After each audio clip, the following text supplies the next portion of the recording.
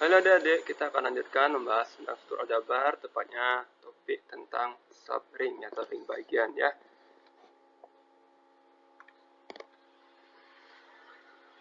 Nah, yang pertama kita singgung dulu tentang definisi subring. Apa yang maksud dengan subring atau ring bagian ini? Hampir sama prinsipnya dengan subgroup ya. Kalau di grup kita punya subgroup, di ring kita punya subring ya. Intinya apa? Subbagian artinya ya. Jadi harus ada ringnya dulu. Misalkan ringnya adalah ring A, maka himpunan bagian tak kosong, tidak boleh kosong ya, dari suatu ring A disebut subring jika S merupakan ring terhadap, kata kuncinya adalah operasi yang sama.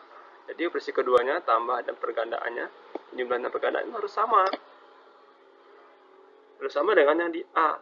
Sehingga S dengan penjumlahan dan pergandaan ini juga harus merupakan ring. Kalau S itu subset A, maka ini merupakan S merupakan subring dari A. Contohnya apa? Contohnya kita sudah punya, ya ini contoh yang umum ya, yang gampang. Ring, bilangan real, operasi penjumlahan standar, dan perkalian biasa. Himpunan bilangan rasional, subset dari R. Jadi, dan Q pun dengan penjumlahan dan perkalian ini juga merupakan ring. Nah, dari sini kita dapatkan Q merupakan subring dari R. Jadi prinsipnya seperti itu ya. Jadi dia harus subset dan dia juga harus ring terhadap operasi yang sama. Ini kata kuncinya. Ada nggak cara lain untuk menunjukkan bahwa dia merupakan subring? Oke, kita akan lihat.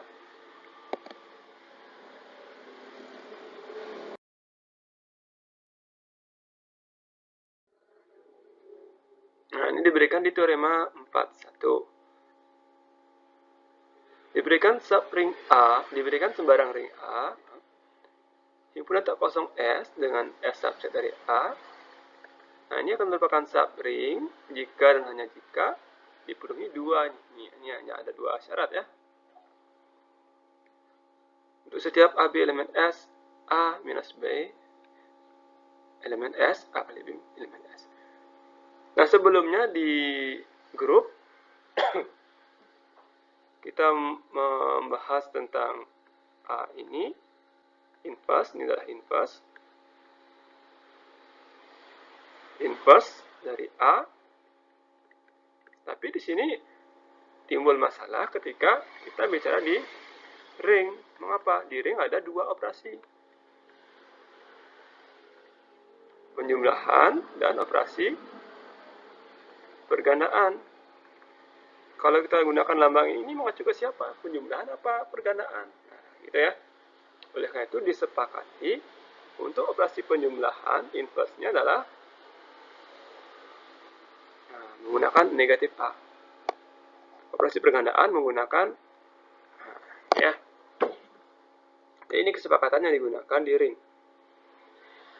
Jadi nanti kalau ketemu minus B, ini artinya negatif B, artinya inverse dari B.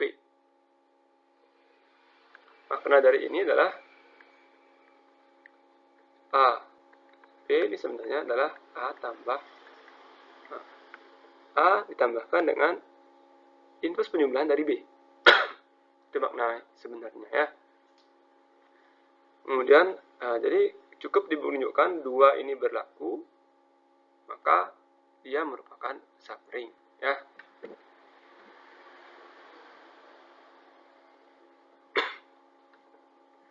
Jadi sebenarnya untuk membuktikan ring kan kita hanya memerlukan apa? Membuktikan ring berarti S terhadap penjumlahan ini komutatif,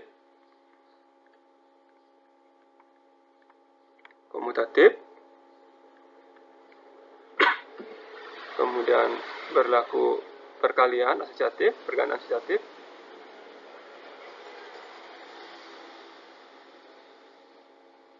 dan ada sifat distributif. selain ketertutupan atau selain syarat operasinya. Dua operasi dia penjumlahan dan pergandaan ini harus tertutup di dalam S ya. Ini yang harus ditunjukkan sebenarnya. Jadi kalau untuk sifat distributif asosiatif ini kan langsung diturunkan saja dari ring A-nya. Kalau di A di asosiatif pada perkalian, pasti di S juga asosiatif, distributif juga pasti sama. Pertanyaannya hanya di sini. Penjumlahan tertutup nggak? Perkalian tertutup nggak? Inverse tertutup nggak? Identitas penjumlahan tertutup nggak? Itu aja sebenarnya 4 hal yang perlu kita cek. Kalau asosiatif terhadap penjumlahan pasti mengikuti sifat yang ada di A. Jadi pada prinsipnya yang perlu diperhatikan adalah, nah sebelah sini, tertutup terhadap penjumlahan dan pergandaan, kemudian elemen netral atau nol, kemudian inverse penjumlahan. Nah, ini 3 ini aja yang perlu kita cek lebih lanjut sebenarnya. Nah, untuk elemen netral, ini ceknya gimana? Berarti A elemen S, berdasarkan sifat yang pertama, A min A elemen S. A min A ini apa? A ditambahkan dengan inverse A, ini 0. Jadi, elemen netral ada di sana ya. Nah, netralnya ada. Kemudian inverse penjumlahan ada nggak? 0 sudah ada ya. Berarti sekarang kita punya 0 ada di S, kemudian B ada di S, maka berdasarkan sifatnya nomor 1 juga, 0 min B, oh negatif B elemen S. Oh ternyata kalau B elemen S, negatif B elemen S. Oh berarti inverse penjumlahan ada di sana. Tertutupnya gimana? Tertutupnya sudah diberikan di syarat yang kedua, yang tertutup pada penjumlahan. Jadi jika untuk ini kita lihat yang keduanya tadi itu. Kita punya A, kita punya negatif B, kita punya A, kita punya B, elemen S, maka negatif B juga elemen S. Nah, sekarang kita punya A di S, negatif B di S, maka A tambahkan dengan inverse dari inverse B, ini artinya sama dengan A tambah B, harus di S juga. Nah, ini kan A min B di S kan, A tambahkan min B di S juga, jadi A tambah B juga di S, jadi dia tertutup terhadap jumlah juga. Nah singkatnya seperti itu ya, lengkapnya bisa kalian cermati di modulnya, di teksnya. Oke, itu untuk subring. Sekarang kita coba lihat kasus satu ya.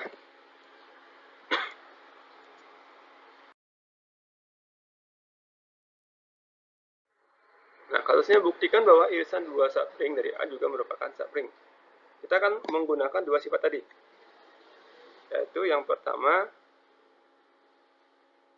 untuk setiap B elemen S, maka A tambah plus dengan inverse dari B juga elemen S.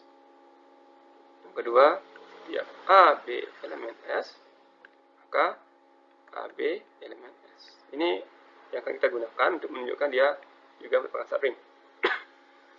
Misalkan kita punya S dan T. S, T, subring dari A. Kita buktikan yang pertama dulu.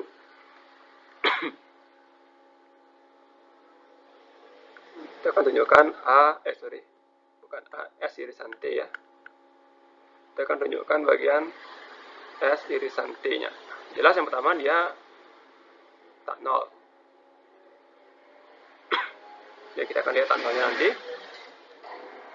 Subring dari A. Jelas S irisan T ini subring dari A. S subring, T juga subring, berarti ada E di S kan? Kok E? Ada 0 di S ya. Karena E di sini untuk elemen satuan ya. kita gunakan if elemen satuan, kita gunakan 0 untuk elemen netral atau identitas penjumlahan. 0 elemen S, 0 juga elemen T, akibatnya S irisan T tak kosong. Nah, ini benar kosong karena 0 elemen S irisan T. Saya tak pasang dulu. Berikutnya, yang pertama A, B elemen S irisan T. Artinya A elemen S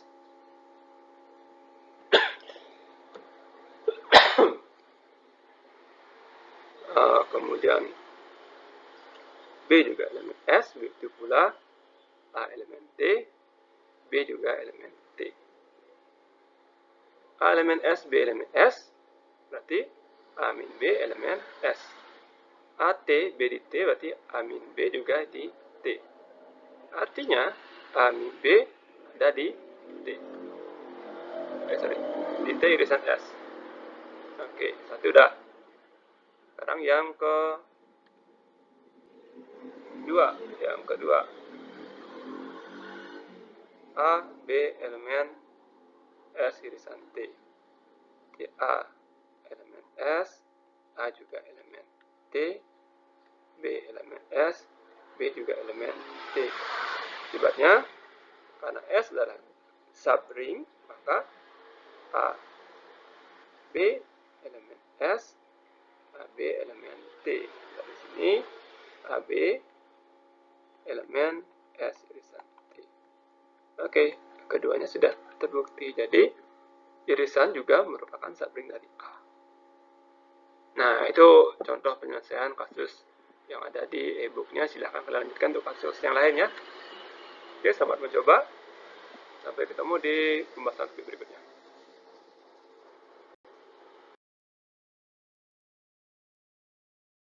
Oke, untuk kali ini segitu dulu yang kita bahas tentang grup permutasi, konsep dasarnya. Berikutnya kita akan diskusikan terkait siklus ya, yang masih ada kaitannya dengan grup permutasi. Oke, sampai jumpa di video berikutnya.